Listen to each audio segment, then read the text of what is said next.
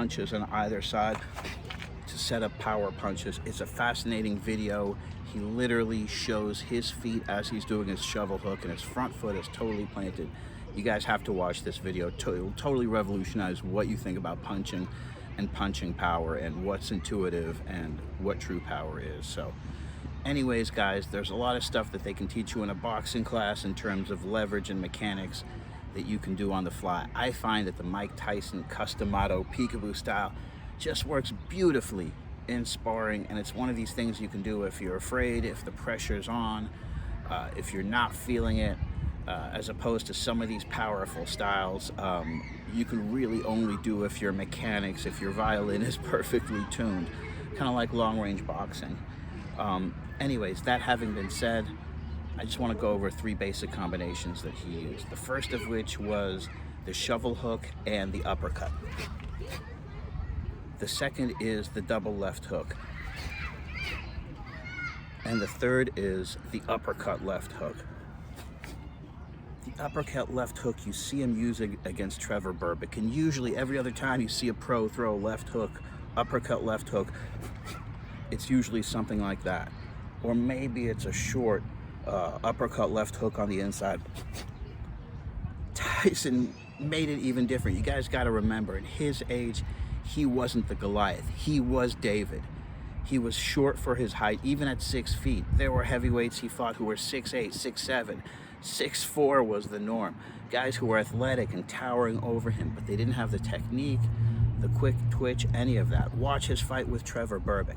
It's a giant literally leaning over his shoulder, so he has to reposition this uppercut. You know, what they tell you in every boxing school, and it's true, an uppercut won't hit if it goes up. It's got to go out a little bit.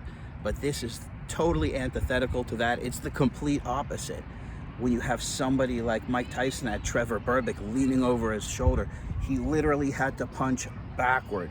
The uppercuts off both sides were at the same plane, at the same distance as his own head. He was literally punching right next to his own head, because on his shoulder, and this isn't a figure of speech, he literally had a bigger, stronger guy trying to muscle him, thinking that they could smother the punches, and that played right into Tyson's quick twitch, knock knock, bam bam, you know, tripwire type of offense, defense, impeccable defense, and obviously superb offense, but really underrated defense if you think about it, because it wasn't until he really started fighting Holyfield and some really sophisticated, advanced, high-level international championship pro fighters that that the style kind of, you know, the style and the energy, you know, didn't totally dominate. So again, just some combinations to throw in there.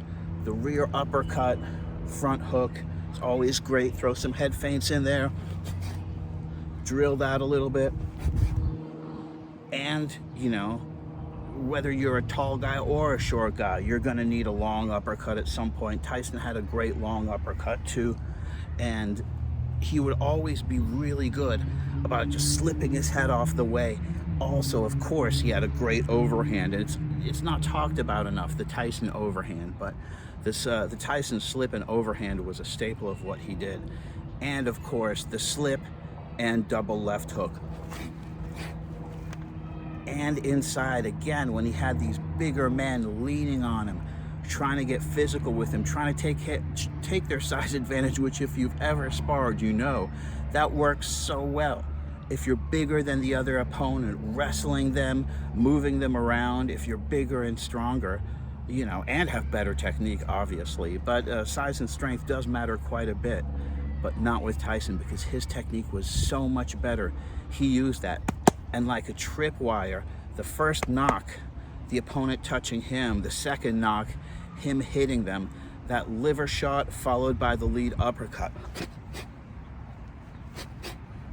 It was just so incredible. And again, that second shot, the uppercut, it wasn't like I was demonstrating up here.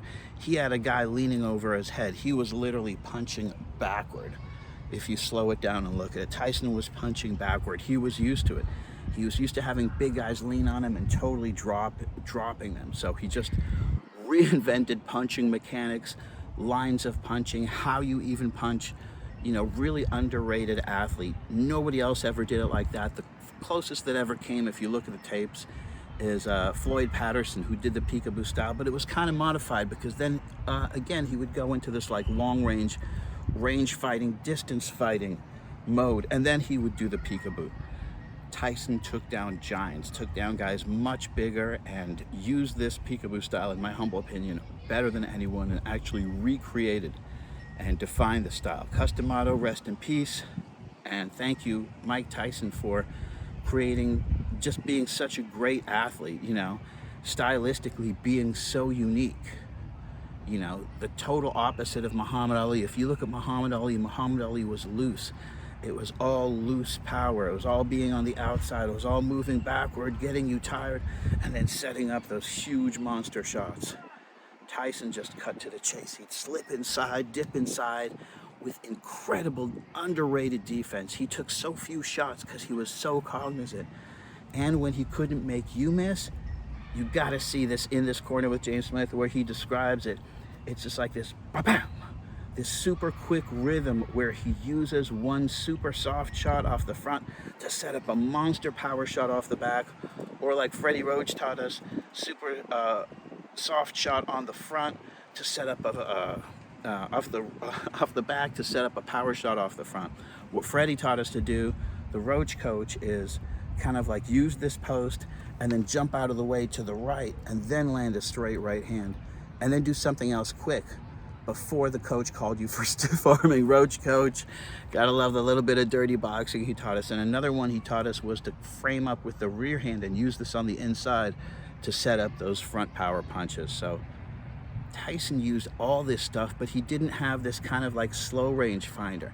He was the only fighter to use that range fighter really quickly and to have a totally empty shot that had no power. Nobody knew this because the next shot was a knockout shot. So they didn't pay attention to the fact that the shot before that, it wasn't even a feint. It was fully extended, but no power behind it. But whether it was the knockout shot with the rear hand or the knockout shot with the front hand, he was alternating this no power, hard power thing, as he describes in this corner with James Smith. You got to get that episode, and I've seen it on YouTube, so it is out there. It's just genius. He describes this style, and it's so unique. It's as effective and unique. It has nothing to do with James Toney's style, totally opposite, but kind of like James Toney's style, pedagogically, theoretically, you know, in terms of paradigms, in terms of scientific principles being totally antithetical to the norm, in terms of being totally esoteric, being like totally hidden secret techniques that kind of like in the face of everyone else is doing something conventional. And these guys just had parabolic gains in terms of their performance because they were doing something so unique, because the scientific principles behind it were so unique. So again, James Toney's shoulder roll slipping style has nothing to do with Mike Tyson whatsoever, but both of those guys were brave enough to take a unique style that nobody would ever think would work and take it to the championship level and be the only guys who really used that style and dominated with it, you know. James Toney knew that all this blocking and stuff, man, it works better just to block with my shoulder, you know. Instead of all this parrying and getting hit by left hooks, it works better just to catch and then block with my shoulder and come back. Using one's own experience as the greatest coach, that's another thing that really works here. But I mean, shout out to both of those guys, James Toney and Mike Tyson, and just keep practicing at home, keep shadow boxing. Try to work 3-minute rounds really nice and slow. Don't try to throw power. Don't try to torque the shots at all. Just try to make sure that your eyes are focused. You're not blinking. You're looking forward. You're focused. In a mirror. A mirror is a great tool. You know, it'll remind you where everything needs to be. And just work on 3-minute rounds of perfect technique. Step with the punches. Do some Lomachenko shuffles. Do some Mike Tyson stuff. A little bit of that peekaboo stuff. You know, work all the different stuff, work a little range fighting, work a little rhythm fighting so you're bouncing on your feet. All the different styles we've been covering, pivoting, dipping and ripping, slipping and ripping, forward pressure style. You know, always in sparring, since I'm a defensive fighter and I love to move backwards, in the first 30 seconds, I will come forward behind a triple jab and a right hand to the body, or a triple jab and a left hook. closing about 6 or 7 feet of distance, just so the other fighter doesn't think that I'm just like a sitting duck and just constantly moving back, because that way he's going to think about ways to cut off the ring, and eventually with his diagonal footwork, because really sophisticated fighters know how to cut off the ring, you know, he will catch me. So make sure you're not just moving backward, make sure you're not just moving forward, that